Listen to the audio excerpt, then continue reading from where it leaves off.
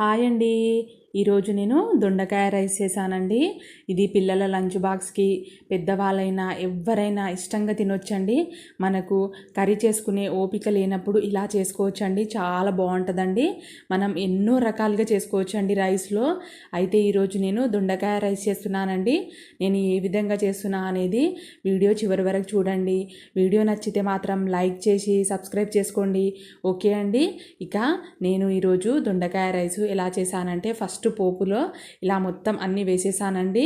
దొండకాయలను నిలువుగా కట్ చేసి ఇలా వేసి అందులోనే ఉప్పు, కారం, ధనియాల పొడి, పసుపు, అల్లం వెల్లుల్లి ఇవన్నీ వేసాక బాగా మగ్గాక అందులోనే చింతపండు గుజ్జు కాస్త వేసానండి. వేసిన తర్వాత కాస్త ఆ గుజ్జంతా మగ్గాలండి. ఆ తర్వాత మనము ముందుగా ఉడకబెట్టుకున్న రైస్ అందులో వేసి కలిపేయాలి. అంతే అండి. చాలా టేస్ట్ ఉంటుంది. మీరు పిల్లలకి ఆఫ్టర్నూన్ లంచ్ బాక్స్ కూడా పెట్టొచ్చండి. వీడియో నచ్చితే లైక్ చేయండి.